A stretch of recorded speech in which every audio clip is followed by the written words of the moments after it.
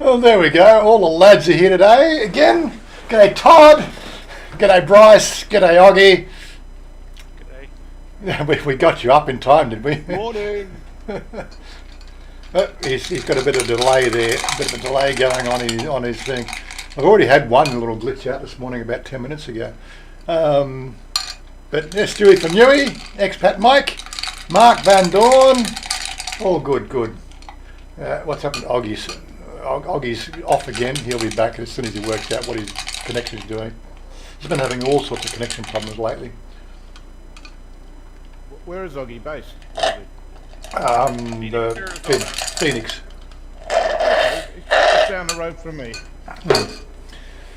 It's just having a bit of outbound throughput problem there, is it? What's going on with your outbound? It's just not registering. Is that what is going on? Yeah, it's probably The Witcher screwing with me. Oh, you're playing The Witcher at the moment. I didn't even check that. Well, not at the moment. I just kicked out of it. Oh, okay. What level are you now on The Witcher anyway? 21. 21. Okay, so you're 2/3 of the way there. William, how you doing? Is that I meant to ask William? Is that a new account you've got again? 'Cause I'm pretty sure I gave you a spanner before. So you must have lost that account, and you've got another account that I've got to sort out. There we go. There he is. He's changed cameras. Oh my God. Well, same camera. I moved it so that I could plug it directly into the computer and through the keyboard, video, mouse switch. Well, I've got. You've lost it again. I've actually got a similar problem with my old Incal HD docking system, which I plugged my keyboard and mouse into. I used to plug everything into it, but now for some reason it doesn't have enough power. So I've got something on Lazada in my shopping cart, which is a nice powered USB, throughput connector thing, so I can actually do USB 3, but it's also powered, so it should be able to power everything on my desk. But it's 1,200 baht. I thought it was rather expensive. What do you actually pay for that? One of those in Amazon, 7-port USB extender. Powered USB hub. Yeah. I just thought 1,200 baht was a bit on the expensive side. Yeah, I made a new desktop background. I gave it to Bryce, but he hasn't. He's decided to go get a bit of nostalgia going there. Well, I'm doing the political correctness tonight. Oh, is that why? Yeah. No, he's plotting. He's plotting his revenge on the Houses of Parliament. We're going to call it. He's going to change his name from Bryce to Guy. To Guy, yeah. Okay, Guy. You can get a 10-port powered hub for $40 per US. That's not a powered. Has that also got the connector to go back to the computer? Yep. Yeah. Okay. So that's $40 versus $50. That's a hub with a 60-watt power supply. Okay. So $40. That's well, $30 is 1,000 baht. So $40 is probably about the same. Okay. Yeah. It just seemed like it seemed expensive, And I've got this little thing here which I use on my laptop, which it's a 3-port extender to plug a few things into the laptop. But I don't need to power that, you see. That was like 100 baht. G'day Robert, how you doing? Robert Groves, Andy Stubbs. We've also got Exno. Who else we got there? Did I miss anybody? Hello. Everybody's saying hello. Yeah. So Bryce actually had a good topic of discussion, because we've got to try to avoid guns, because YouTube don't like us talking about guns. You just said guns. Oh, I said guns again. Oh my God. Guns. We're talking about these right here. Yeah, that's right. But dating. There seems to be a topic that comes up here off air quite a lot. G'day Teddy Bear and DC. G'day. So let's talk about the dating game here in Thailand. Well, the dating game everywhere really is it starts sort of saying the dating game everywhere. And I have to admit, right from the very word go, I haven't been in the dating game for 13 years. So am I even qualified to talk about it? You get to date once a week. take her out to lunch, right? Oh, well, we do go out on our Wednesday date. Yeah, well, that's we haven't had that for 2 months, but you know. That's not dating. That's not trying Yeah, to hook up. that's a sure thing. Wednesday in America is hump day, so you should be Yeah. saying hump day. Hump day, yeah, that's it, yeah. Take her at take her at the dinner, then bring her home for a hump. Camel, not Oh, is that what it is? traditional sport. Middle of the week, getting over that hump. Yeah, so I brought up there was a comment on the latest video that was up there. Sort of he's basically saying, it's good to sort of see how a transgender couple can show how there's a completely normal life away from the media stream, because the media just really wants to demonise any sort of semblance of normality in one of these sort of relationship sort of games, which is outside a biblical standard. I think that's the best way I could call it, a biblical standard. But you're also going to go back to the fact that around about 2,000 years ago, in the times of ancient Greece, one of the things that the gladiators of the time, one of the most profound things in a gladiatorial arena was actually a gay relationship. And people don't realise that's how the history we've come through. It was like the pinnacle of a relationship back 2,000 years ago. These guys were going to their death, and the camaraderie and brotherly just went to extreme levels in that sort of area. This whole, if you don't know this stuff, just got to go and look it up. It's all out there in the wild. But yes, apart from gay relationships, transgender, well, that's a sort of a very much misaligned and misunderstood sort of area of dating that has been sort of again demonised, I think, from the porn industry. They seem to have a field day with that sort of stuff, but. And of course, Thailand is also having a very promiscuous society. It seems to be sort of one of the things that sort of attracts a lot of the Westerners over to Thailand. They all want to experience that. What was that movie that did that 3-part movie? The Bachelor? Was it The Bachelor? Was it? Hangover? The Hangover, yeah. The Hangover Part 2, yeah, that's it, yeah. The Bachelor Hangover. That sort of put the whole thing mainstream as well, Found this lovely girl and ends up with face tattoos. Oh my God. But that sort of woke the people up. No, it wasn't. Woke's not the right word. It sort of highlighted, there is this other side to Thailand that people weren't really familiar with if they weren't familiar with beforehand, with to do with a lot of transgenders in the dating game, dating apps and everything else. But yeah, so getting back to the thing, so let's talk about the dating game. So fire your question. Look, it's better if I answer questions, and it's better if Bryce actually asks the questions again. So I think I could probably answer them better. Well, I'll give you a typical opinion of what people see, in my opinion, of the dating game in Thailand. And I've been to Thailand. I've got friends who live there and have been there. And it seems to me that you can, to date, even whether it's a bar girl or whether it's somebody you meet wherever, they end up generally paying for the family as well as looking after the girl. So I guess my question would be, can you actually go and date, whether it's a transgender person or a girl, and have what we in the West would consider a normal relationship, where that your partner is actually going out and working and you don't have to keep her? Because all the people I've met here, they end up sending money to the families, this, that and the other, and it's kind of putting off. Well, it's an interesting thing. Like I can only sort of talk from my position. The guy that managed the office over here, this is my introduction to Thailand.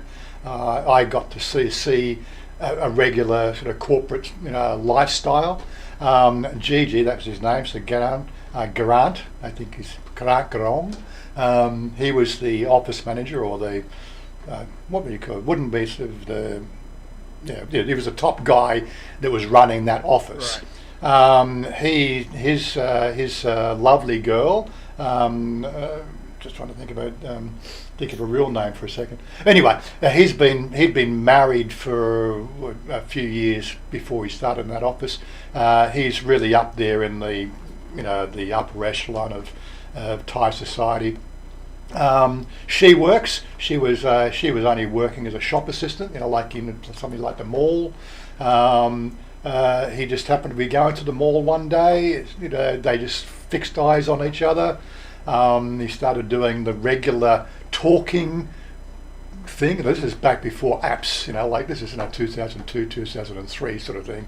There were really no dating apps in the field, if you know what I mean. So he had to do it the old-fashioned way. He had to sort of, hi, how you going? What's your name? Where you stay? It's what the bar girls do now. But he was on the other foot. Who are you? What's your name? How did you worked here long? And started a conversation. And one thing led to another. They got married after 2 years, and then they're still married. Does he send mother money home to family?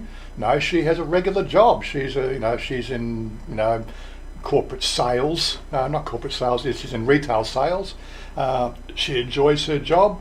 She had a few years off when she had her kid. Kid goes to private schools, mind you. Grant's on a nice sticky wicket. He makes over 200,000 baht a month. He's he's very well off. But no, he's not paying for family. He's not paying for the sick cow. He's not paying for this and that. They have a lovely condo on Sukhumvit. All paid for. All that sort of stuff. But there's none of that. Extra. I've got to take care of this. Got to take care of that. Got to take care of everything. So that's. Sorry, was he a Thai person? No. He's an Australian. From Perth, so from Perth originally. So gives you an exact. So my understanding, because I walked into that office seeing that normality. It was probably my first normality of a relationship game in Thailand, because this is before I met Chanya, and so you sort of that was I think. We get accustomed to seeing a baseline, if you know what I mean. There's a baseline. That was my baseline of a relationship game in Thailand. Right. All the other stuff become, well, that's just not that's just one side of a baseline. That's the other side of the baseline, and you got to start to look at the people. Okay, Garant is very. He's obviously sort of management material, a handsome-looking guy. Let me sort of I'm not picking on Oggy here. Not an overweight slob, Picking on it. Not picking on. I got to use that sort of. You've got to walk through Pattaya streets and have a look at the guys, right? That have the problems with relationships, right? Fat, overweight slobs, right? They would even back in their home country, they would never get a girl.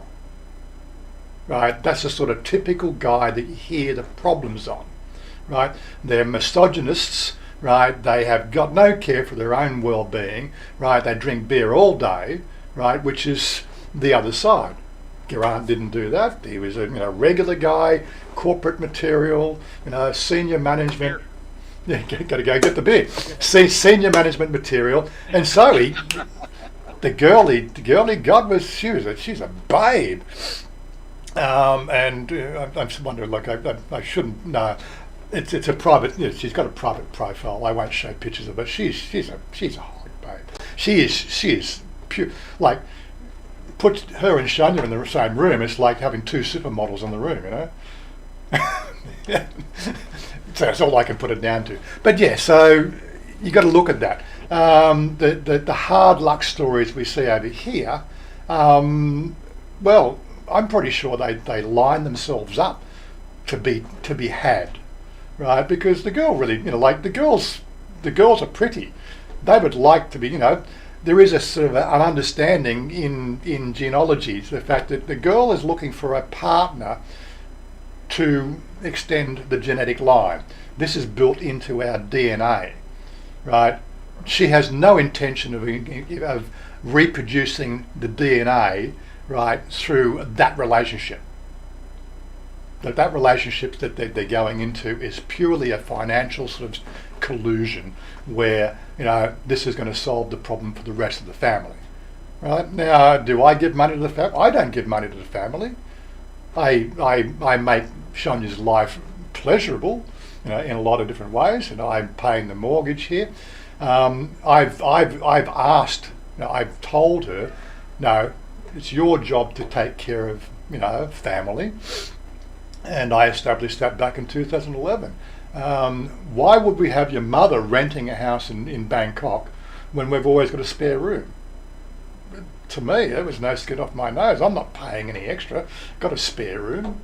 She can stay with us. She's a good cook. She does the washing. She washes the. Basically, she, you know, in one sort of sense, she's a live-in housekeeper. You know, you can't go wrong. But people don't see it that way. Oh, you've been taken for a ride. Oh, come on. You've got no idea. That's why we keep on doing videos, guys, so that we show you.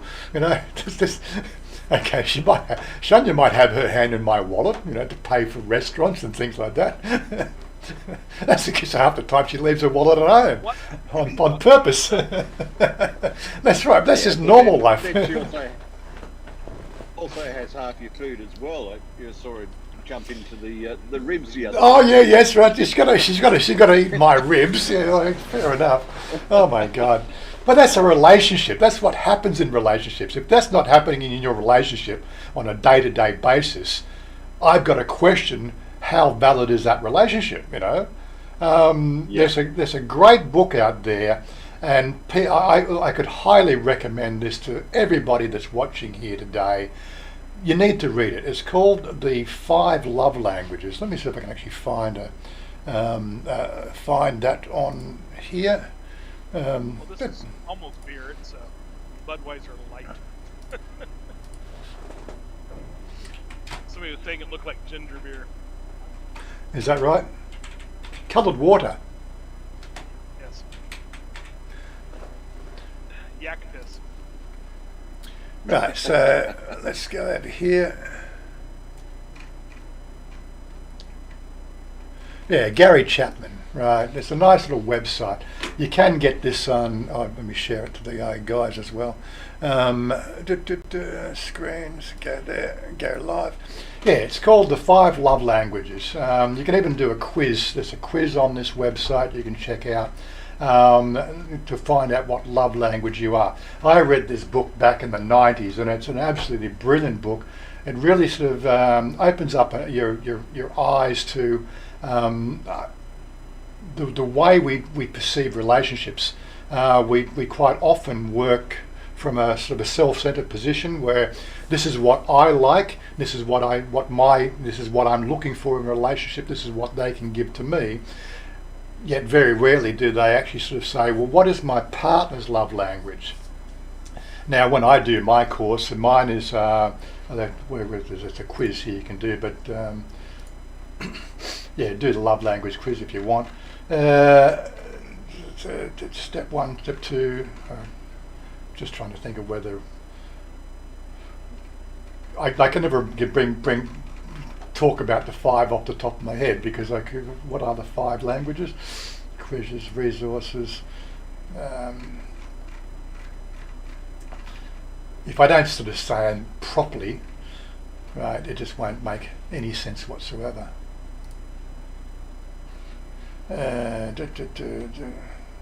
He's got 5 books in the series. 5 love languages for couples, for children, single edition for men. Right. That was his original book. That's the one I read. Okay. Just because to linger, to embrace the things I love you, blah blah blah.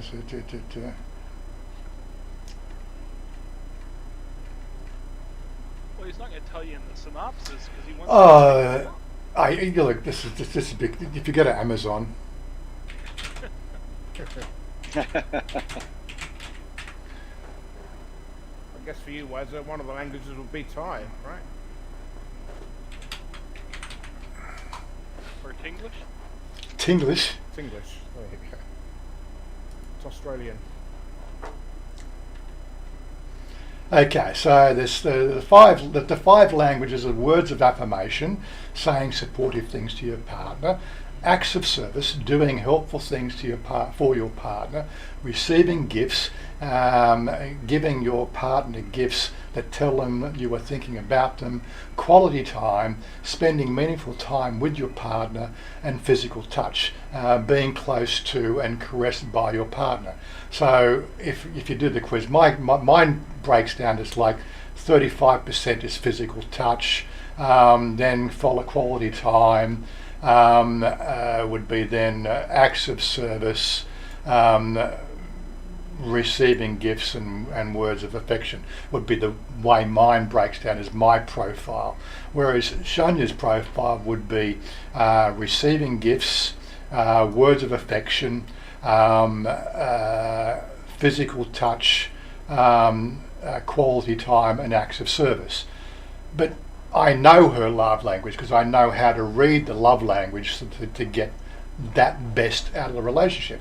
And I'm constantly working on that to build the relationship and keep the relationship fresh. And that's one of the things that people don't really understand.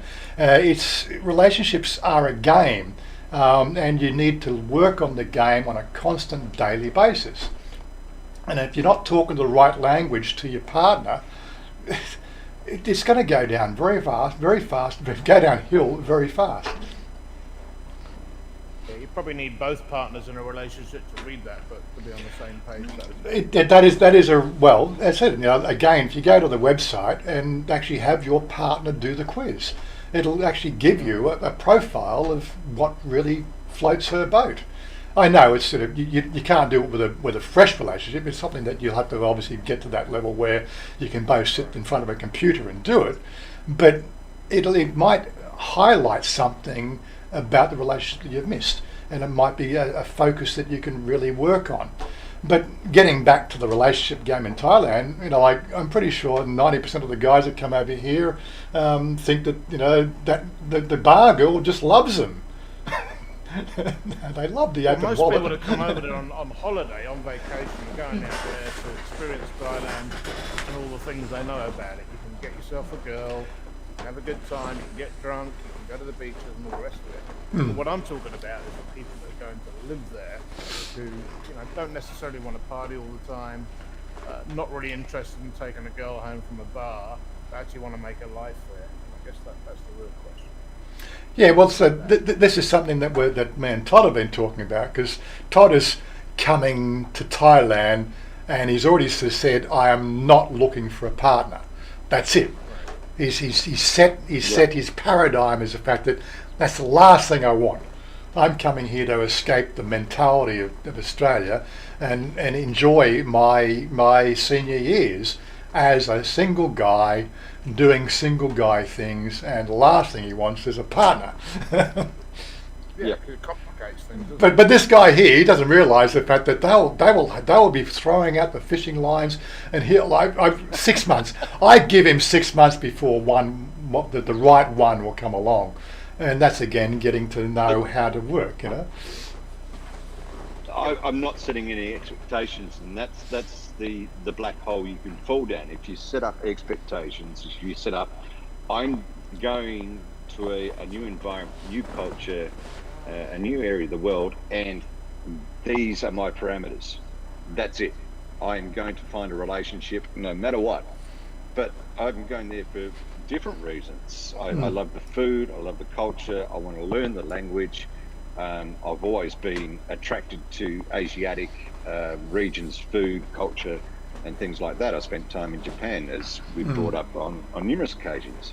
So to me, there are other aspects that I want to engrace in, rather than just saying, I'm going over there to find a relationship. But through your experiences, through your enjoyments, inculcating yourself into the community, you force yourself to make relationships. They don't have to be romantic, they don't have to be sexual in any way, but you're becoming part of the community. That way, I use the pyramid thing. You form one relationship, then there's another 3, then there's another 5, another 7.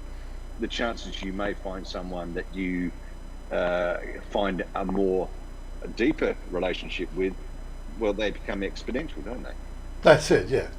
So Roberts is saying he's been with B for 33 years.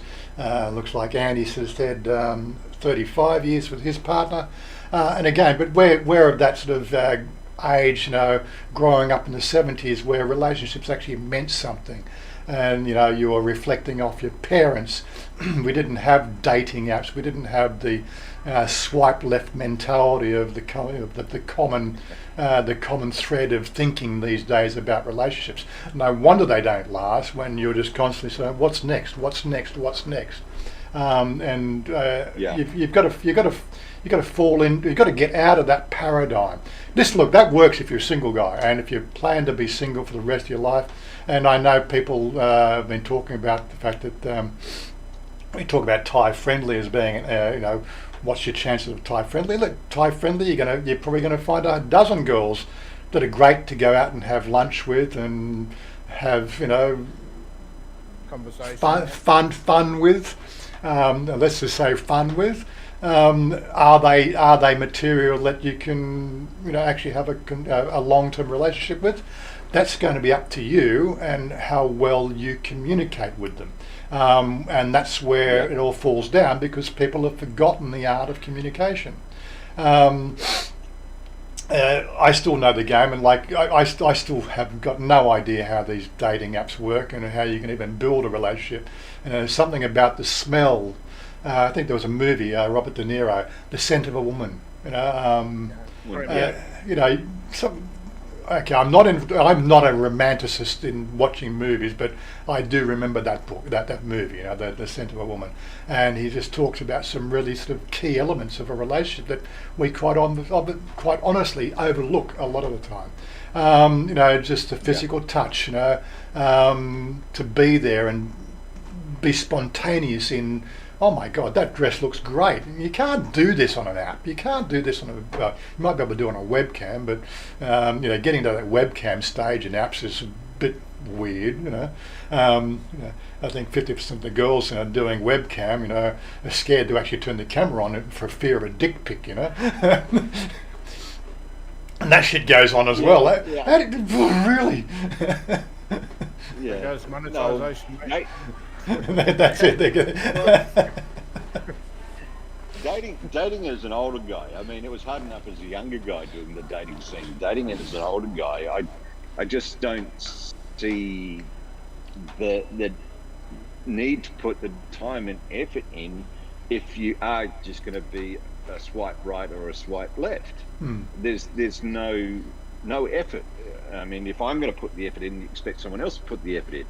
So hence the reason of not, in my mind, my primary thing is a relationship, no. If I find friendships and commonality with people along the way of coming to a new country, getting my Thai up to speed, finding out what's happening in my community, going on rides with you, Wazza, finding new areas. Even one of your videos, I remember correctly, and please correct me if I'm wrong, you're saying if you want to meet someone, don't go to the bars, don't go to the touristy areas, just walk around a shopping mall. You'll meet really nice, intelligent people in shopping malls because they've had to work to actually get the job in those areas. That's exactly how Gigi and his wife got together in one of the malls there, and she just stood out. Out of all the shop assistants there, she just stood out. In his mind, that was the one.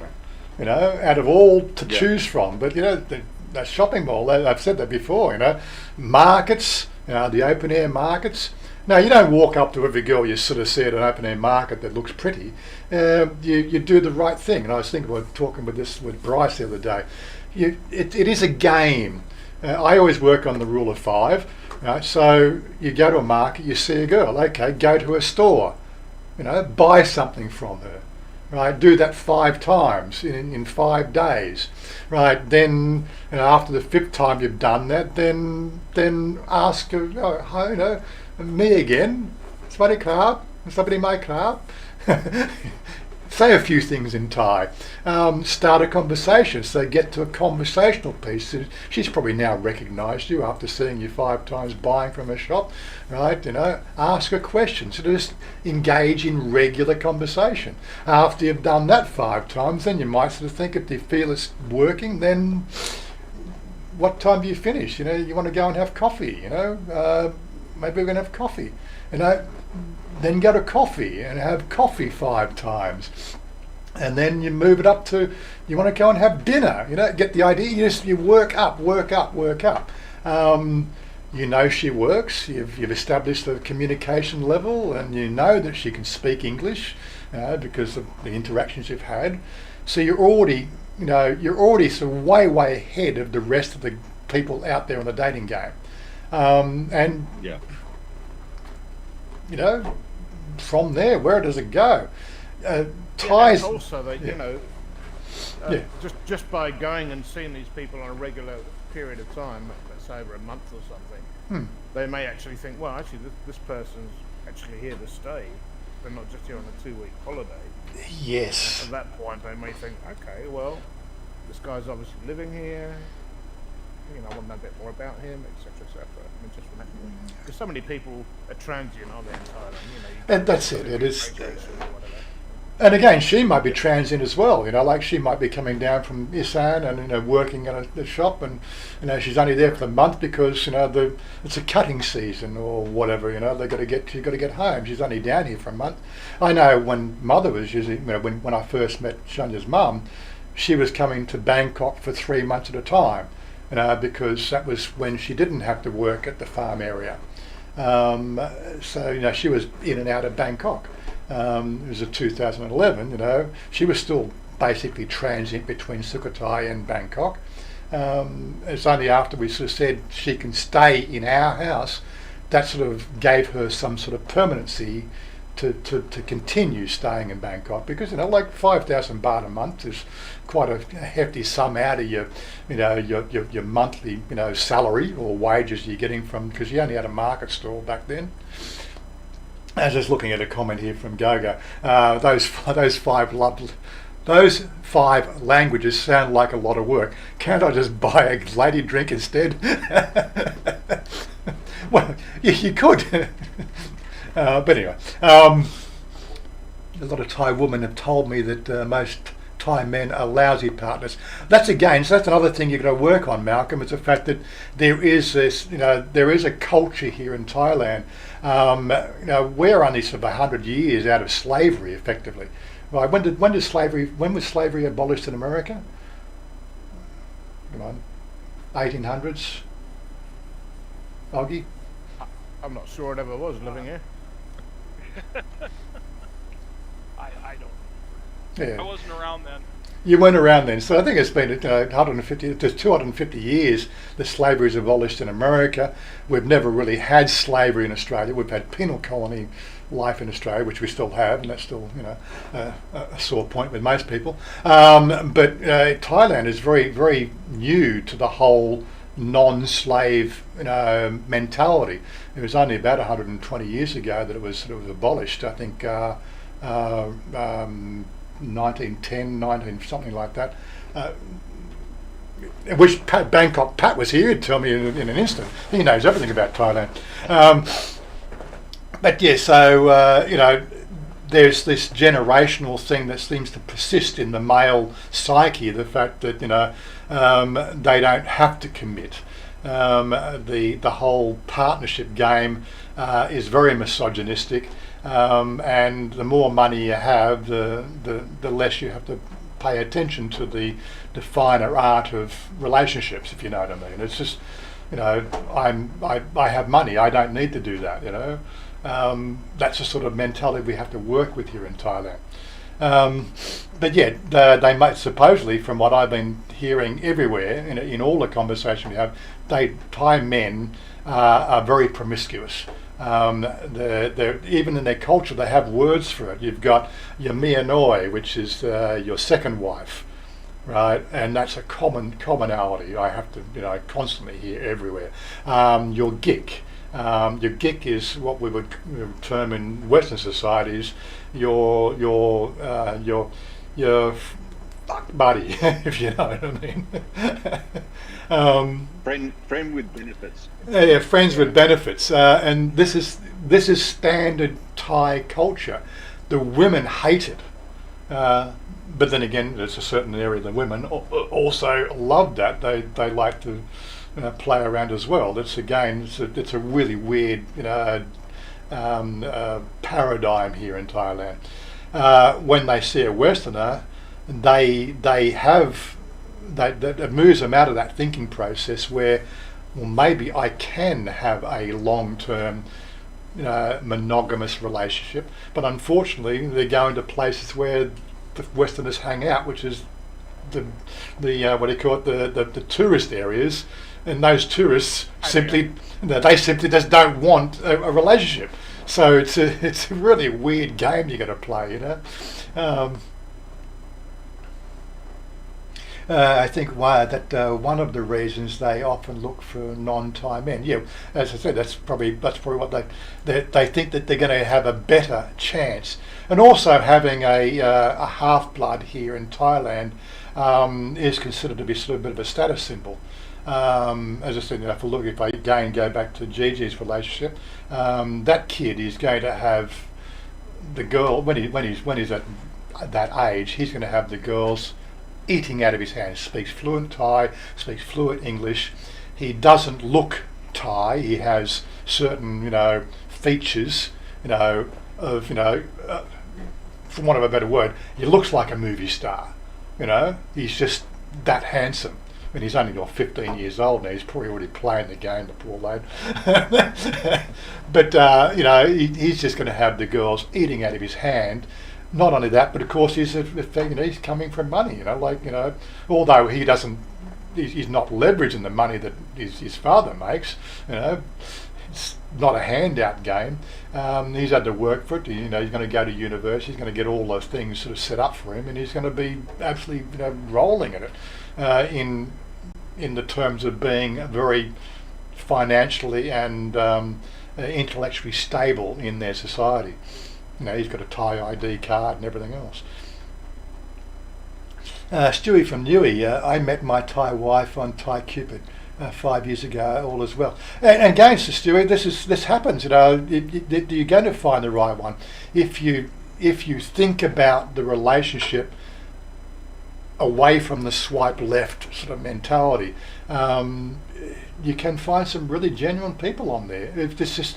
There is a lot of con artists, and you're just going to have to swim your way through them.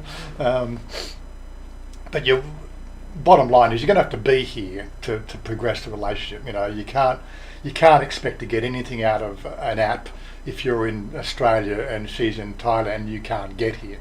So that's one of the things you're going to have to watch out for. Always make plans to meet up with them. And again, sort of on the apps, another little clue I give people is, work on text, but try to get to at least a voice conversation with them, because one of the traps you'll get on these apps is they're putting everything through a translator.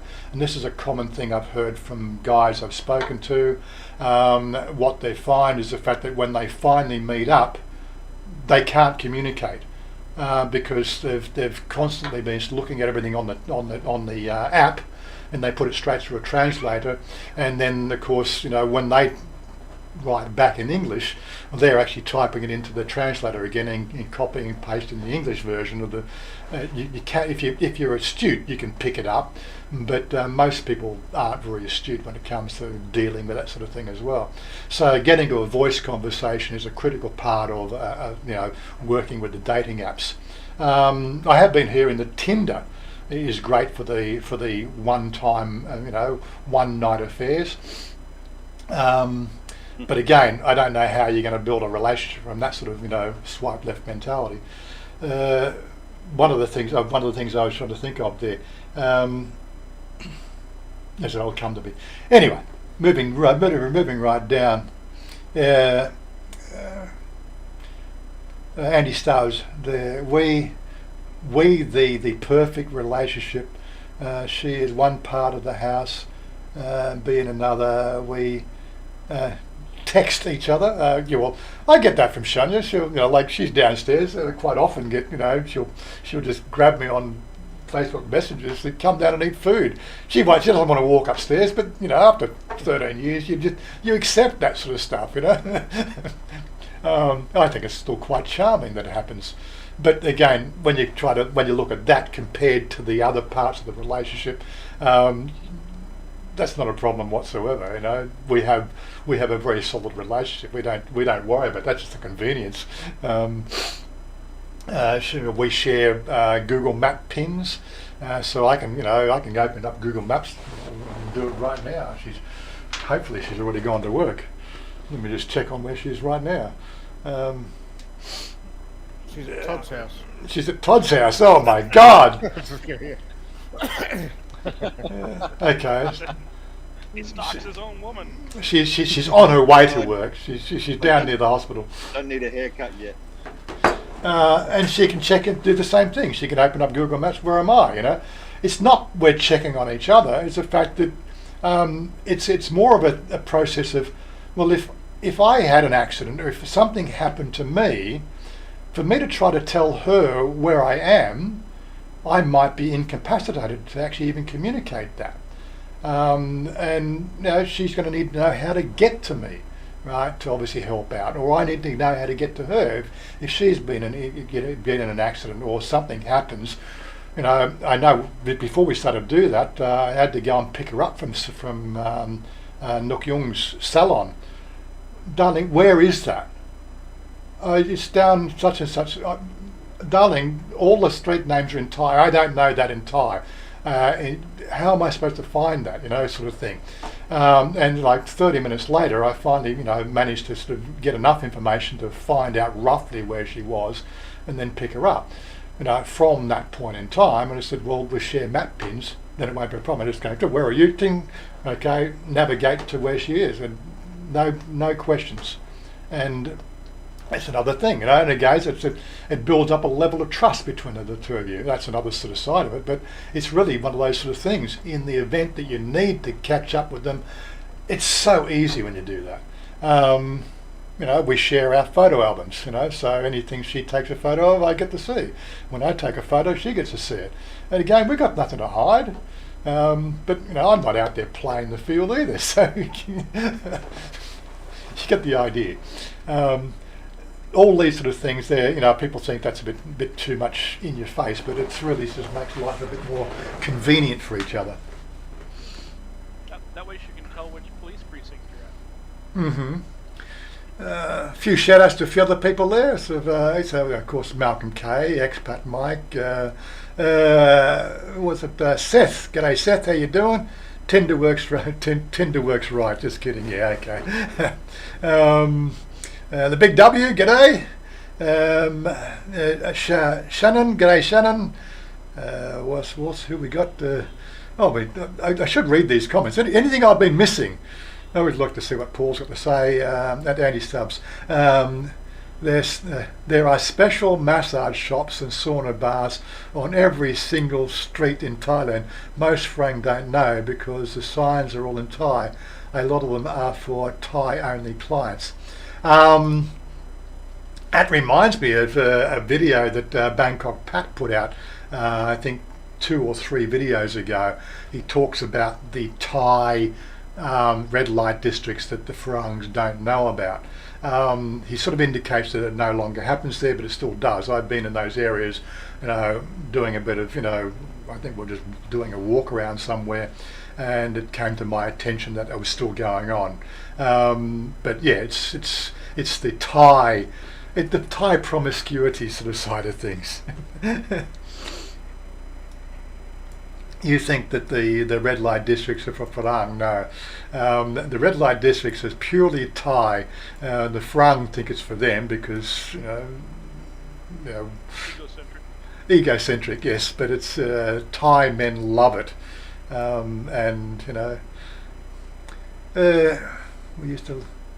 We used Line and Talk every day for 6 months, then arranged to meet Yeah, and the other thing I was going to say about the dating app is never ask to do a video link up.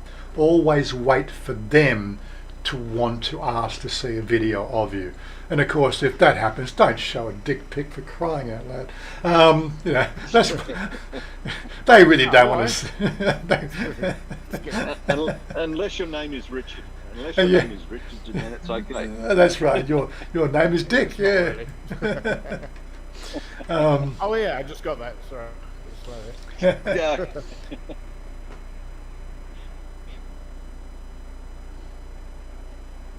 What about? That's go, Paul. If I had an accident, I won't seek help from my Thai girlfriend. She doesn't even know the emergency number to call an ambulance. Is that bad? I didn't think you had a girlfriend, Paul. Anyway, come on. I thought you were Mr. Go-Go hopping. Anyway, tell me about street food. I mean, just like Todd, and I'm sure anybody watching this, I love Thai food. I mean, Thai food to me is the best, and I can live on that all week, you know. So I get a bit concerned. I mean, if you have street food there, what's your chances of getting sick? I've never once got sick in what was it, 2005, so that's 15, 16 years. I've never once had any sort of illness from eating street food. I did have a dose of something that really sort of laid me up for 3 days, but that was from about food here, mate. That was from from a shellfish dinner at a 5-star restaurant on just off Ceylon. Absolutely lovely food, but it was off, and that was the only time I've ever had food poisoning. 5-star, not street food. Right. There's a few things you've got to know with street food. Is always go to the vendor that has lots of Thai people around it. If you got two selling sausage, those sausages on a stick, right? And one's got a queue and the other one doesn't. Go to the one with the queue. Right. Thais know. Thais know this stuff. If you got you're in one of those sort of what they call wet food markets, who's got the people buying? Because you'll see there's food in plastic bags. Some pre-cooked stuff, right? Go to the one that the Thais are buying from, not the ones that have it all laid out there. And for those vendors who are selling food on the street, I notice some of them don't have any English. Do the apps work if you take a picture of someone's got photographs of the food and a description in Thai? Can you take a picture of that and figure out what's in it? Well, the video that's they'll be released, goes public tomorrow, is the one that Todd saw this morning. That was us doing some house hunting. Even my mate Bolt, who does read and write Thai, he actually had to get his Google app translator out to try to work out what those words were written on that sign. This wasn't street food. Yeah. This was a rental, and it's just sometimes these apps don't work very good with handwriting, and especially when it comes to Thai handwriting, because there's that many different kernings and everything else that can make the whole job pretty hard. I don't know how. Anyway, if it's a standard font, yeah, the apps work, but if it's handwritten, it can be a real challenge. I know that where we used to, the little with a hole in the wall I used to eat at once or twice a week down in Nong Kem there, she had the menu up on the wall, and I took photos of it, took it home, tried to get it translated. I could basically work out, from the handwriting what was being said on there. The app did its best. But I had to turn the thing into just like a black and white photo, and sort of change the heuristics of the thing so that I could actually sort of separate the writing from the background. And oh my God, it was a job and a half. But I managed to sort of get something of a semblance of what the menu said. But after I'd been there half a dozen times, well, I only had 3 dishes I liked, which was the garlic pork was one. There was the sweet and sour pork, and the chicken curry she used to make. Those were the 3 dishes I would choose from. and I can't for the life of me think of the names of those right now because I haven't ordered them for 4 months. Again, food, you got to be ordering it on a daily basis to remember the Thai names. But she was pretty good. What do you want today, sort of thing. I'll have the garlic. Is it garlic or chicken curry? Anything with garlic is good for me. Gai curry. What was it? And Genkiawan, I think, was the sweet and sour pork. Just from the memory. Yeah, but it was. I only bought the 3 dishes. She had quite a range, but those are the 3 I liked. So you'll find that once you establish your place of residence, you're going to know what street carts you like. You're probably going to try. For the first 2 or 3 months, you'll probably try every one, and then you'll figure out what you like. Yeah. Oh yeah. And then you'll find half a dozen, that you like. As I said, we've got our wet market up there, and there's only 2 shops up there that I buy from regularly. One does krapao mu kai dao for 25 baht. It comes wrapped in a sort of a grease-proof paper with a rubber band around it. I think they banned that shit. They banned that sort of wrapping in Australia, 20 years ago. Greaseproof paper with a rubber band around it. That was, Genkiawa. That was Kapao Mu. Then of course there's another stand down there. She does these kebabs. Shish kebabs, not shish kebabs. It's just normal wrapped in the unleavened bread kebabs. So it's chicken kebabs. It's got lettuce and tomato and lettuce, tomato, onion. And she gets, unlike some of them that they'll do sliced cheese, she actually has parmesan. Not parmesan cheese. What's the pizza cheese? Mozzarella. And she'll grate the mozzarella, and then she gets a blowtorch out and melts the mozzarella with a blowtorch. Oh mate, you got to try these things. These are wonderful. For 49 baht. Oh my God, it's to die for. Yeah. We've spoken about the cost of Thai food and everything like that, was it? So yeah. And there's a third shop there that does the Isan style sausage, but she does the long ones, the spicy long sausage. She's always got it on the little grill, and you just get there and she'll slice it up for you, and that's always great. Just take that and gives you some. I think you get a couple of things with it. Take it home, and we've always got rice on the rice cooker, so we never bothered buying rice. But if you want sticky rice, they normally have sticky rice there. You do get with it as well. And like those sausages chopped up, that's 20 baht, and that comes with sticky rice if you want. So I think 5 baht extra for the sticky rice. This is Thai life, you don't cook, you just go up to the wet market, Yeah. It's, yeah. I'm gonna have to be eating 24/7 though to counterbalance the cost of the air flight from the US. Is that right? It swings and balances, Oggy. Swings and balances, mate. No, we're just speaking with Wazza all the time on Discord when we're not live. It's like, I've got the cravings for Thai, and I do love my pad Thai, but looking at the reference of what Wazza says it costs him to go down to the local street vendor to get pad Thai, I'll actually be going broke before I even get over to Thailand. It's something like 25 bucks every time I feel like I've got a craving for pad Thai. $25 for a pad Thai. You've got to be... Australia. Yeah. Sorry. Look at it. Well, in an hour's time, I need to get myself out of the house, and I got to go and find some barbecue supplies. So the gas bottle has been delivered. I think I heard him just about 5 minutes ago coming into dropping the. You got your barbecue now, huh? Well, I didn't. The video's up on the Outlighters videos. It's a little short. I did a 50-second short of the assembly process. The gas bottle got delivered this morning. And now I just need to go and get my tongs and my spatula, the good barbecued utensils. Turn your meat with your teeth. That way you know you're doing it right. Yeah, right. And so Take care of that pesky facial hair. yeah. Of course, I've only got minced pork in the freezer. I don't think I'm going to get any sort of steak in the freezer.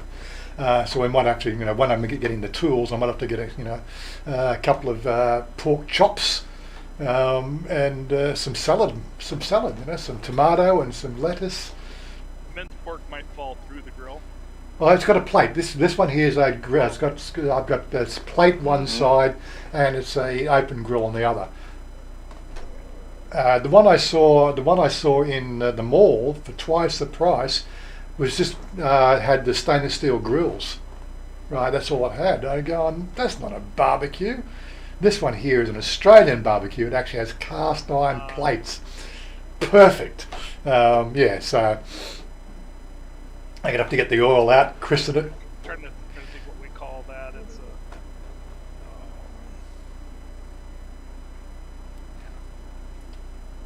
I don't know. Is there a name for it? We just call them barbecues, don't we, Todd? No, it's you thinking about a griddle, Oggy. that's it. A griddle. Griddle. The Okay. griddle on one side and the grate on the other. Yep. They sell these little silicon plates, sheets now you can throw on your grill to cook on. You Silicon. don't have the regular. Silicon. They're just a thin little sheet you can put on your grate that you can cook on for your fish and stuff that might. Oh, okay. Fall through. Oh, I see. Okay, yeah. So you said silicon. I don't. It wouldn't be silicon. It's Well, I don't know. It's Stainless steel. It is plastic. It's not Yeah. steel. is it weird? Yeah, it rolls up, but it's really strange. It's like, they have high temp silicon now. Did they? Okay, fair Yeah, enough. it'll be carbon fibre based or something. Yeah. Tell me, in Australia, do you have Outback Steakhouse? Isn't that the corner food? I think we do, but I've never been to one. Well, I'd rather cook my own steak. They're over here in the US, which Oggy will tell you, Outback Steakhouse is a big, large chain steakhouse. I actually prefer Texas Roadhouse, but that's me. But yeah, and all their advertisements. Hey, put a shrimp on the barbie, mate. Come down to the Outback tonight for a great meal. supposed to be an And, Australian themed restaurant. That's what Paul's asked. He said, "Will you be putting a shrimp on the barbecue?" There's something about Aussies. Aussies never put shrimp on the barbie. I don't look. Paul Hogan had it wrong. I don't know where that idea came from. Okay, Thais put shrimp on the barbie, but Aussies don't. We put steak on the barbie. Steak and sausages. Steak and sausages. I mean, it's sort of like the thing with Thailand. Young kids are taught how to ride a motorbike from the age of 1.5. In Australia, we're taught to cook barbecues from the age of 1.5. And The old we're, man's out the back with the tongs. Here you go, son. This is how you turn a sausage. like You my don't barbecue. have to be- You don't have to be taught here. It's just in the male DNA. My barbecue came with the barbecue came with a set of the barbecue came with a set of instructions. Fire a slab of meat and we'll make food. Yeah, as I said, the barbecue came with a set of instructions. I did actually open the pages to make sure that I got the basic idea, but I didn't use them. I just basically assembled the fucking thing. We Aussies, we know how to build barbecues from the age of 15. That's it. Chanya was watching me put this in together. She's, how you know to do this? How you know to do this? He says, I'm an Aussie. We know how to build barbecues. Come on. They don't get it. Well, how many parts do you have left over at the end? I still had some screws left over. I don't know if there was actually screws, but but all the holes were filled. Don't worry, they just gave extra screws. I don't know why. Spare parts. Spare parts, yeah. Beers on me. So thanks you both. But yeah, so okay, I stand corrected. Who's correcting who? Put half a cow on the barbie. Yeah, well, it's when we come to barbecues, I think I wasn't going to compete with Robert, right? He's got a 6 burner, right? He's got an absolutely massive barbecue there, but I don't have a yard big enough for a 6-burner. But I am going to go ahead today and get some stone to put down so I can put it somewhere in the corner. Yeah, I went to a place in Indiana. It was the guy had a 25-foot long barbecue. 25 foot long. Jesus. Yeah. It was actually at a venue, and they would fill the whole thing full of briquettes and light one end, and they would sell you your meat raw, and you take it and you cook it. He found that by doing that, he got less complaints on the quality of people's meals because they cooked it themselves. So he couldn't complain about how well done it was. If they made it shoe leather, that was their own damn fault. Aussie barbecues, you'll always have 6 chefs around the barbecue, or everybody's sort of turning the meat, No, the way to cook a steak is you turn it once.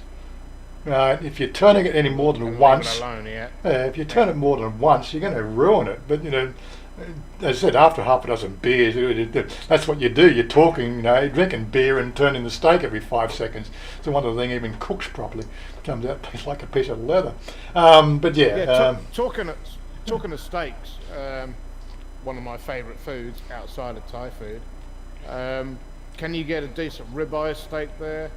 And if so, what would the cost of a pound? I guess it's kilograms there, but what would be the cost of a good sized piece of ribeye steak over there? Well, I'm not the person to talk. Maybe you can talk to maybe Robert will answer that one, because I haven't eaten beef for 13 years, apart from the occasional mistake I'd make at a McDonald's, and forget to say, Big Mac moo.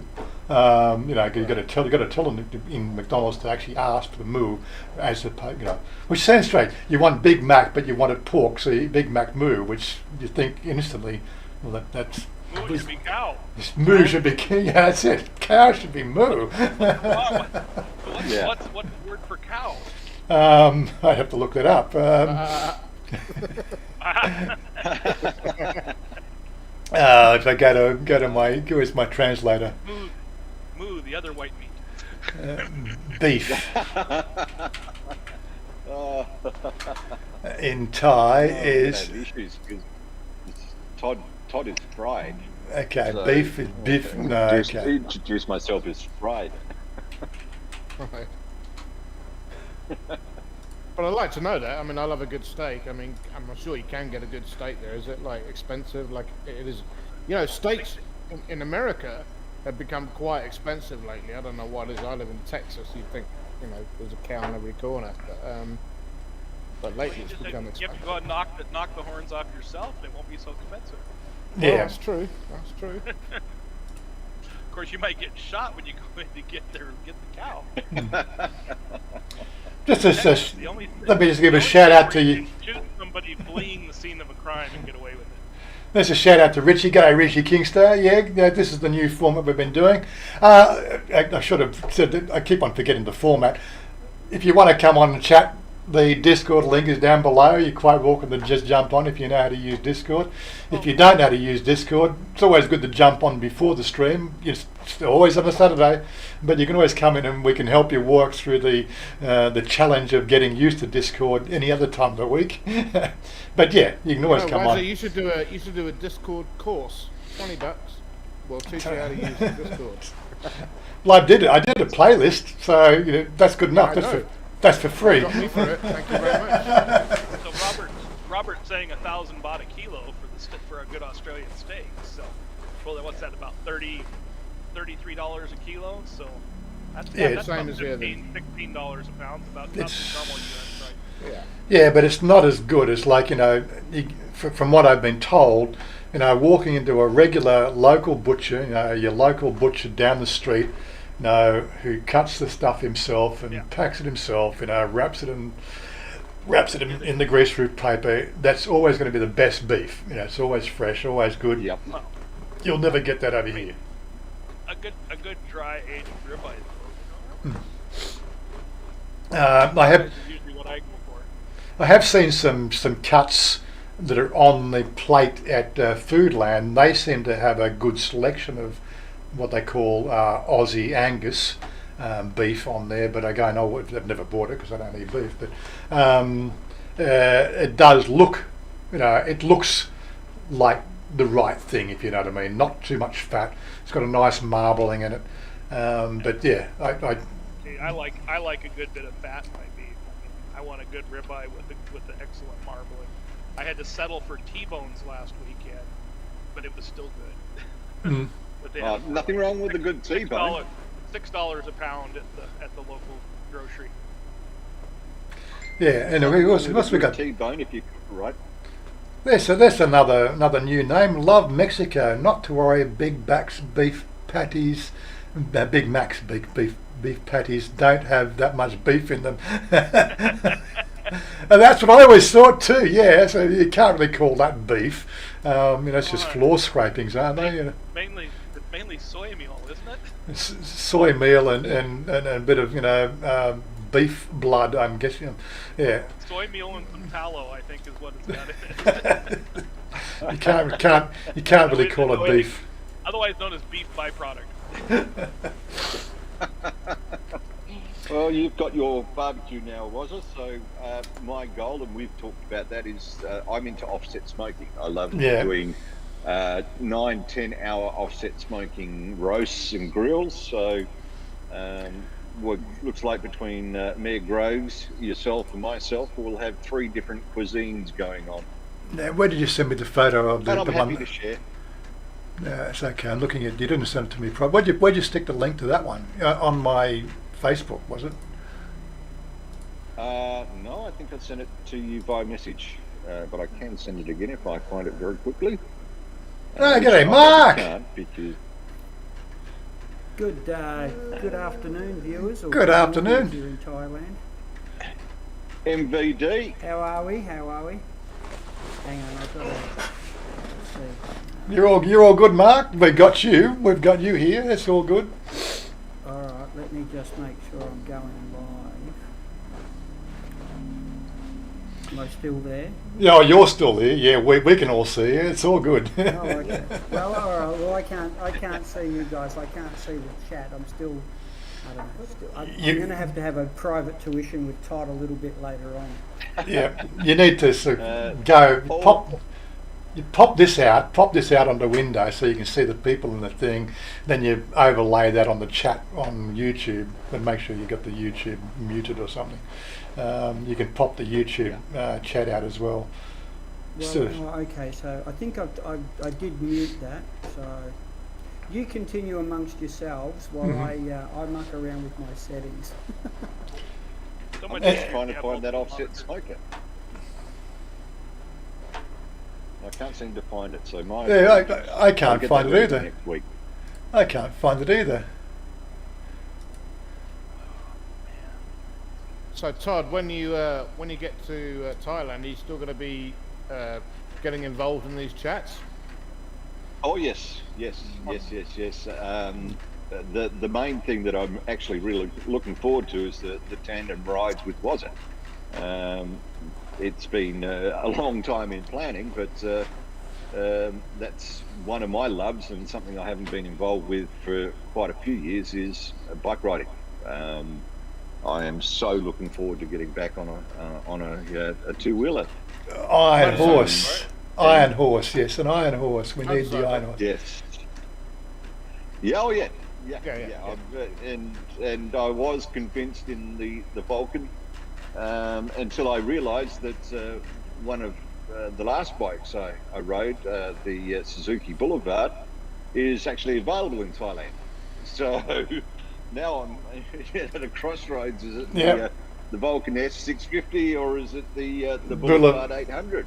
Yeah, I had the Boulevard. It's called the crikey, what is it? The M50. It's the 800cc. In fact, I'll put a picture on here in a minute. I had a Boulevard 800. C50. Yeah, C50. There you go. Thank you. And it's the first bike of that style. I guess you call it like a custom cruiser, whatever you call it. But they're very affordable, and I wasn't sure I was going to like it because I always had sport bikes. But I loved it. It was comfortable. The seats low, you can get your feet firmly on the ground. Very reliable and very affordable. Well, you can get a C109R, which is the next level, but that's like an 1100, and I don't think I will need an 1100 in Thailand. But I have ridden the C50, and I love it, absolutely love it. But seeing what Wazza's been doing with the Vulcan S50, there's more bling you can put on the Vulcan than you can do on the Boulevard. Yeah. So there's a picture. There's a picture for the others. I didn't go to share it to you guys, but there's a picture of the Boulevard there, 404,000 baht. It's a fairly hefty price tag compared to the Vulcan for only 150 cc's more, but it's a classic cruiser, feet forward position. V-twin, so I think it's a 50 degree V-twin, isn't it? 50 or 45 degree V-twin, I can't remember. 45 from memory. 45 degree V-twin, so it's going to have a I'm nice... happy to be told wrong, but 45 from memory. Oh, there's 45, there it is there, 45 degree V-twin. So 805 cc. It's a nice looking ride.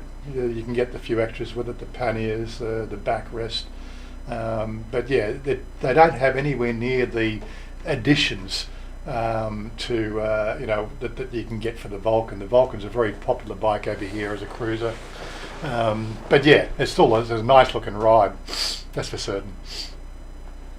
Yeah, and that's the one thing it has at the moment is I haven't ridden a Vulcan, so I'm hoping when I do get there, that can be sort of arranged like a test ride. None of the big bike places you've been to, from what I've seen, actually do. But I don't think that's something you've even looked at yet, was it? So. Yeah. John Ether, he says, how about the Vulcan 900 Classic Custom?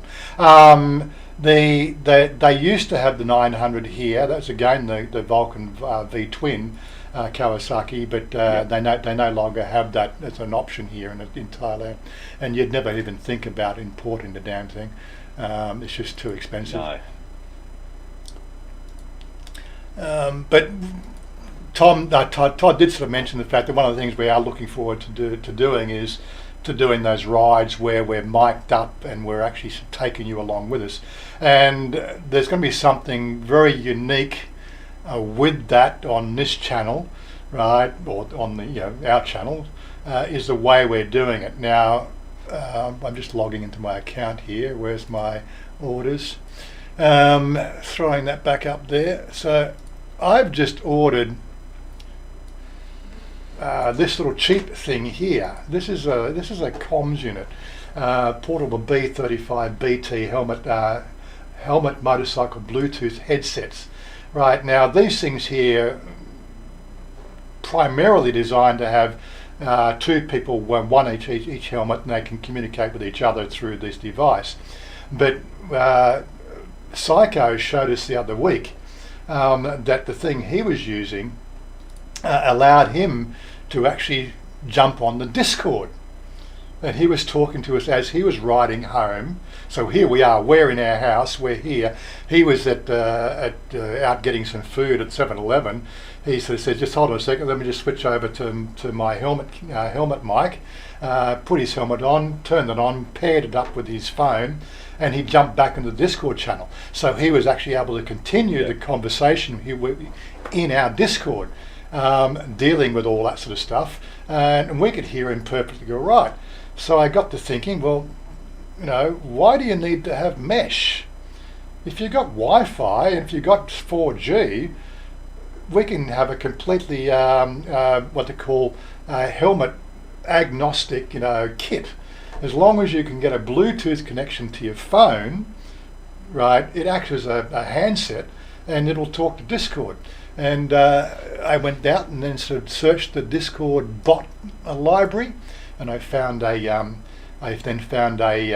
recorder which can actually record conversations on Discord. And so you simply just do a little thing like that. If I actually go to the, I'll turn it on. So if I tell Craig to join, Control V.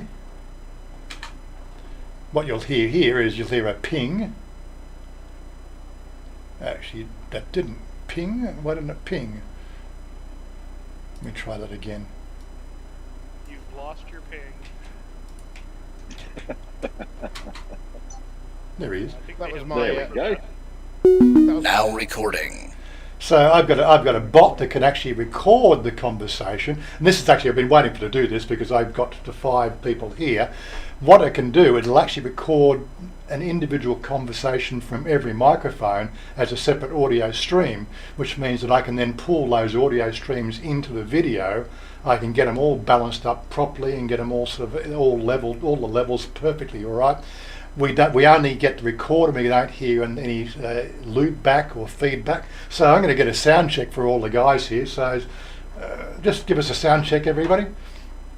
1, 2, 3. Yep. 4, 5, 6. One at a time. One at a time. Yeah. Great minds think alike. Yeah. So again, it'll come back to me. I'll be able to go into the bot. I'll be able to pull off those audio streams as individual recordings from each individual mic, time-stamped properly, that I can then bring back into a video and then properly sort of get all the audio levels sort of perfectly sort of stabilised, and we'll be able to use that. So not only will we be able to go for bike rides. Let me just turn Craig off. Go away, Craig. Like Craig. There we go. You He's are the winner. Craig's gone. He then sends me a link to say where those recordings are, and I can pull down a mixed version, or I can pull down the individual recordings. I think he'll do a recording for 6 hours straight. Yeah, so it's a bot that takes care of that, which means the fact that I could have, like Todd could have a center, I could have that cheap $500 one, $500 baht one, as Bryce could have, like earbuds, because I did do a test with the earbuds. You could have earbuds, no helmet at all, and I get it. You just all jump and everybody can talk, just like you can with a center device. It means the fact that nobody's actually limited to a brand anymore. As long as you can get a connection to your phone and set your helmet up properly, we can all record and then have everybody coming along for the ride with us. So if we go for rides, we'll probably send a little Facebook message out first and to say, we're going for a ride in half an hour, jump on the Discord and come along with us. You won't see anything, but you'll be able to be part of the conversation on the trip. So, joining in at that level. And of course it'll be recorded, and whatever sort of transpires throughout the throughout the journey that may come through on the final recording. So could you stream video as well as audio from each? No, Craig doesn't record the video, he only does audio. We'd have to give you our files from our individual cameras, and you'd have to edit them together, right? Yeah, I'd have to edit. Well, that's what. We'll probably put a camera on Todd's bike, on Todd's helmet. I've got the one here, the SJ Cam 5000. Initially we could throw up on his bike, but I'm looking at getting another camera anyway. But we'll worry about that when it gets closer to the mark. But yeah, I know sort of what do you call it? Bryce has got his own camera, and again, although we did that thing from Bryce, Bolt, I was thinking Bolt from yesterday's video, he's got his own camera. What we would do is we would just then sort of dump these video files in the cloud and then pull them down, so then splice them all together again. Adding a whole different sort of perspective to group rides, where it'll finally get edited to be the way we're doing the editing now with the multi-camera ride. We can just get different views and different versions of it. I think it's got a lot of potential, for a decent sort of look at the way Thailand runs. Everybody looking at different things, and it's just not my camera view. So you're interested in doing like a weekend trip or something where I don't know exactly where you're located, but maybe head down towards the coast, south of you, get a hotel for a couple of nights and make a proper tour of it. You interested in that? Well, we'd probably do that, but as I said, we can definitely go a sort of a trip to Cha Am and drop in to see Rob. I'm pretty, Rob's got enough. Got to see Mayor Groves. We have to see Mayor Groves. We can throw a tent in the backyard, or well, after a few beers, we can just probably sleep in the pool. Floaty in the pool and just hang out. But you get the idea. So we can do it. That's a 2-hour ride there and back from Bangkok. So go to drop into Mayor Groves there, have a barbecue, and stay the night. I'm sure Rob won't have a problem putting up a few bikers. At some stage, we'll have to get put a full cow on the barbie. Yeah, we might even have to sort of get Rob on a bike at some stage,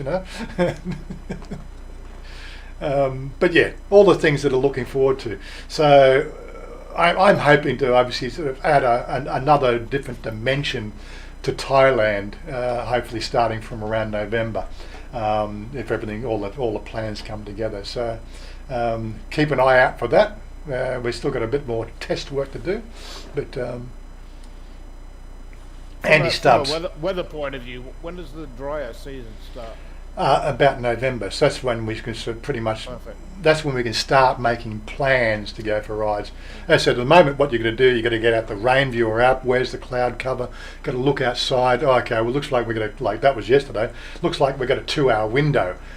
So, hey, let's meet up now. Okay, so we went up because it takes you half an hour to get set up. Get all the cameras on there, get it all mic'd up and everything else. Excuse me. So it's a bit of a challenge. So trying to in wet season, although it only rains like sporadically, and if it does rain and you get caught in a heavy shower, it just comes down like in 5 minutes. You need to drench to the skin, and then then it's dry. And if you're moving, you dry out in 10 minutes. But yeah, it's just inconvenient for the cameras. That's all. So. Yes, you can get cameras that you can probably sort of get all waterproofed and everything else, but that's just even more work. GoPros usually have waterproof housings, don't they? Yeah, well, that's probably one of the things that the GoPro does have an advantage over these cheap SJ cams. Is I believe the latest ones are waterproof, but again, that's a GoPro trying to feed the extra power because you only get 20 to 30 minutes on a GoPro. So if you're doing a 2 to 3 hour ride, you need to plug external power into them. And that presents a problem as well, because that external power socket then becomes a water inlet. You can't. So you just basically prefer to find, okay, we haven't had no rain today. Let's get out there and go for a ride. This is one of the problems we've always had with our group rides, is you need 2 or 3 days, notice to go to organise the group, and you make those plans, and then all of a sudden it'll rain on the Saturday. Even in the dry season or in the cool season, you can never really, like we say, it's the dry season, but probably it will rain one day in every 7, so you can't predict it. And organising group rides can be a real challenge. But as I said, it's just one of those things we have to get around and sort of work through. Unless, of course, we went and really spent a lot of money on perfectly waterproof fucking Bluetooth cameras and everything else. God, how much money do you spend on this sort of thing? It's just a bit of fun, mate. It's just a bit of fun. Yeah, it's just that's the whole thing. Yeah.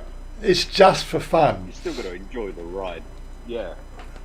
Yeah. The ride's the most important part of the whole thing, regardless. Well, excellent. No, getting caught in a downpour is actually quite thrilling, because you've got to slow down, because the fact you don't never know if that pothole's 6 foot deep or not. So there is a bit of exhilaration when you when you're riding, but Can't see shit.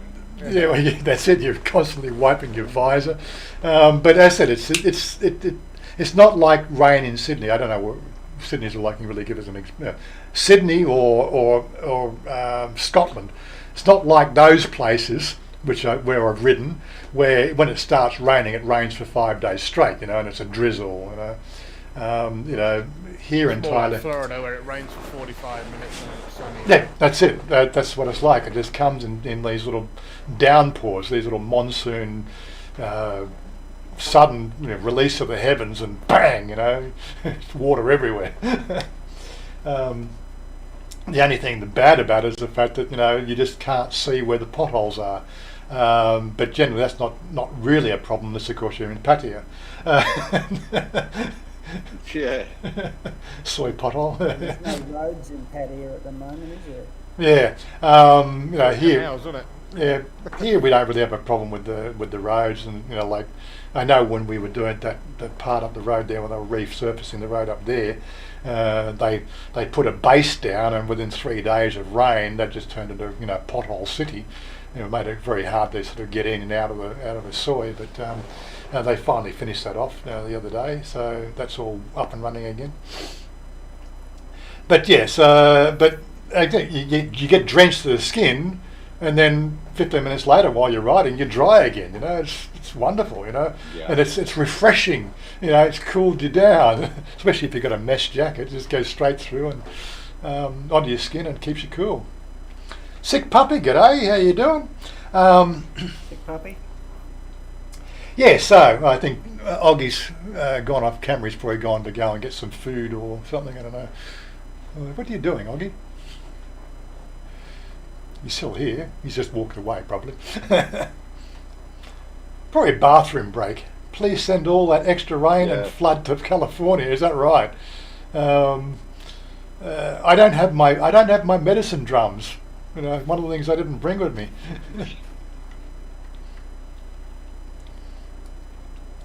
But yes, so we are looking forward to some new work to be done. Have you seen the C400X scooter by BMW?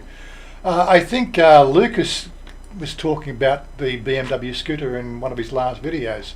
I believe they're quite expensive. Motorcycles, Thailand, BMW. Yeah, I watched that video as well. He just put up. The one where he's got the 2 foot of water in his basement.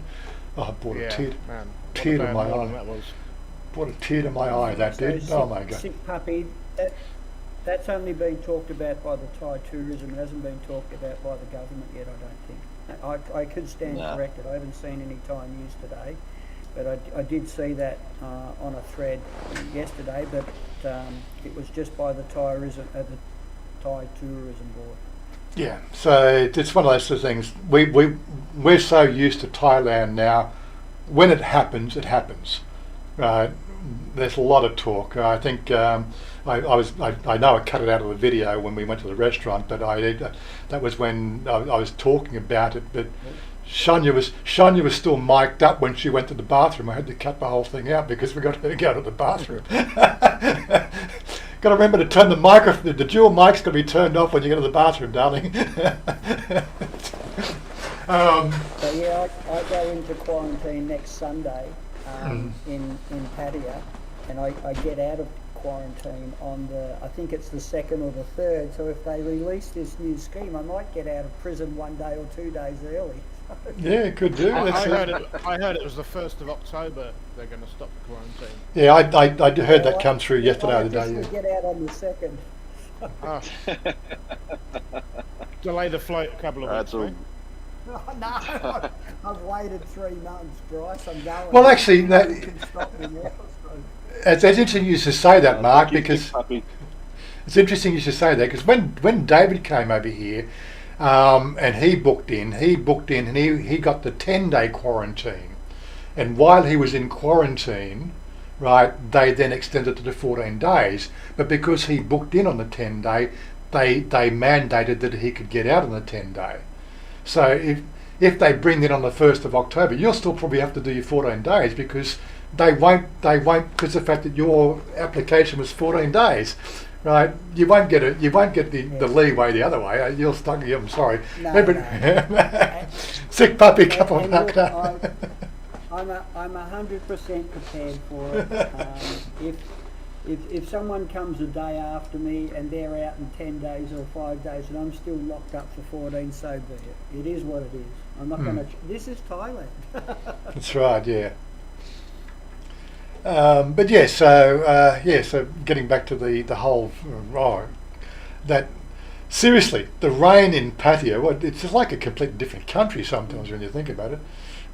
We've had some pretty heavy downpours down here. Like I've got to do some work in the yard because the part of the yard that goes to Mother's little sort of side workshop there, it's about 2 inches lower than the top of the yard, and I'm actually going to get some topsoil and build that up.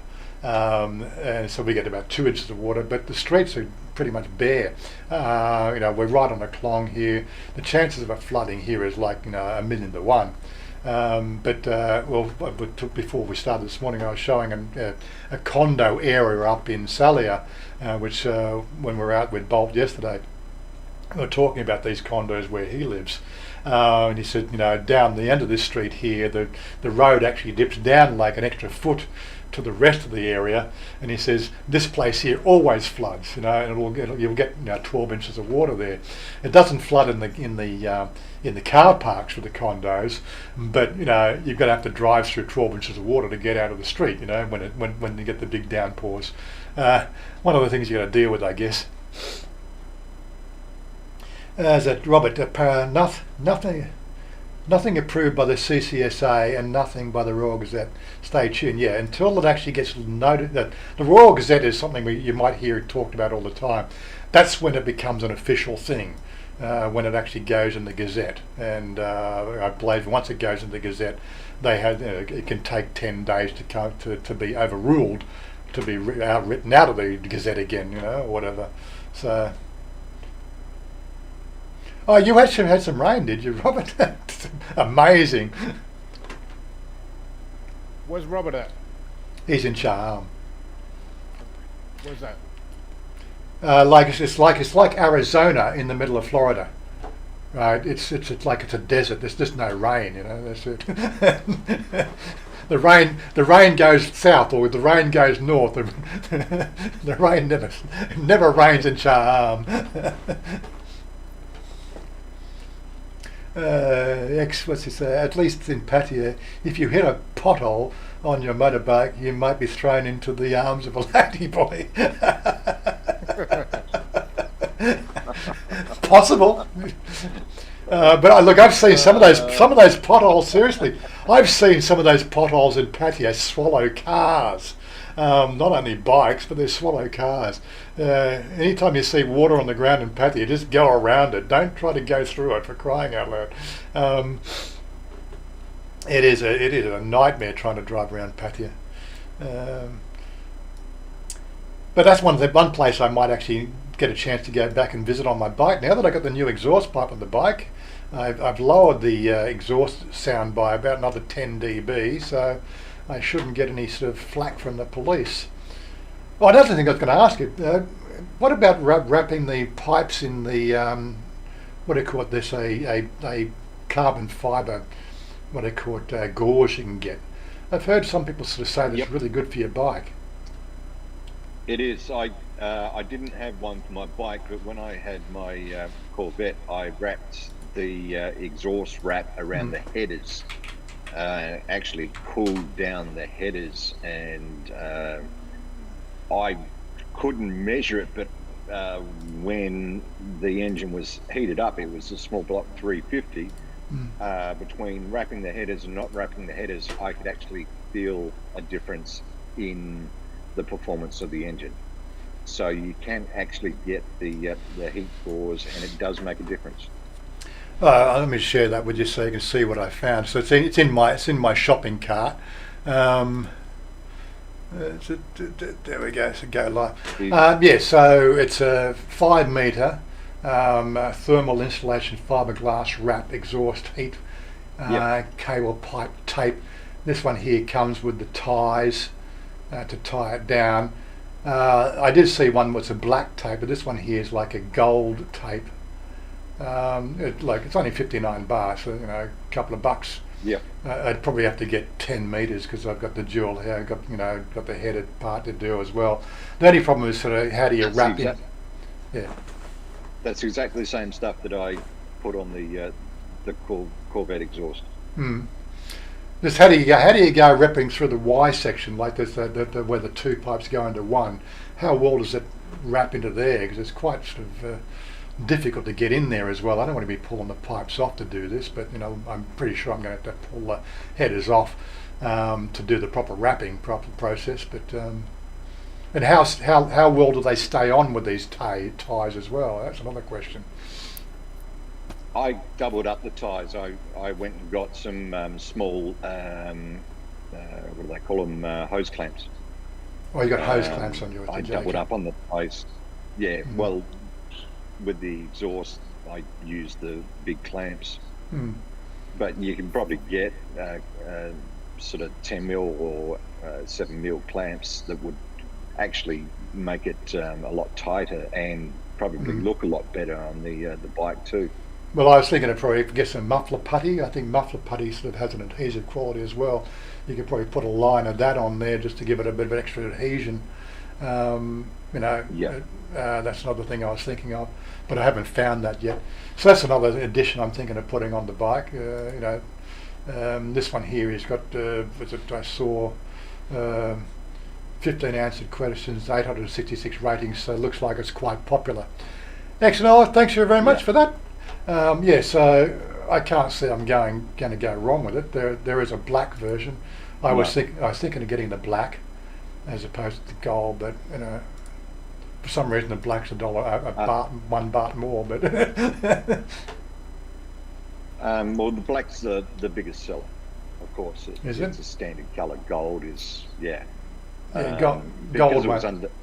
underneath the bonnet of the Corvette. I put gold around mine just to accent the engine, because everything else was black. The Corvette itself was black, so just to offset a bit of chrome with the motor, I used the gold. Yeah, excellent. Says wrap your pipe, safety first. There you go. Yeah. So there you go. I've been told I need to wrap my pipes. So that's the next thing I'll be doing. I'll order that stuff and get that in. Another little job for me to do. The only reason why I want to do it is the fact that there's all the extra welds on that pipe now. This looks a little bit on the untidy sort of, fashion. Looks a bit untidy now. So I think if I wrap it, it'll sort of tidy it up a bit. It'll also help with the extraction of the heat too, so your motor does run a bit cooler. It's like I said, I couldn't work out the percentage, but it does help the engine running cooler. Right, okay. So, so something to do. That's all I need. That's all I need. Something to do to my bike. There we go. I also need to wash it again, because like that crap that was up in the end of the street there, it's just put mud all inside the... Anyway, such is life. What you can do to your bike? What's that? Ride it. Yeah, best thing to do to the bike is ride your bike. Yeah, exactly. Yeah. I've also got to deal with the CB. The CB, we had he changed one spark plug, but I think all 4 spark plugs need to be changed. Got to get back down there because it's got that missing flat spot again. So I've got to take that back down and just say, problem's back. I'm going to leave the bike here until it's fixed. Get them to deal with it, not to rush the job through. There's something there wrong, I don't know what it is, but they're going to have to look into it. Probably have to go and get a sort of like a bike computer or an engine computer or a dyno or something and do a dyno tune on it. But I'll leave it for the guys, they can deal with it. Because you won't have your bike, when you get here, Todd, you won't have your bike first up. That's something you have to get, so that we'll be riding on our bikes for the first week or 2. Or months.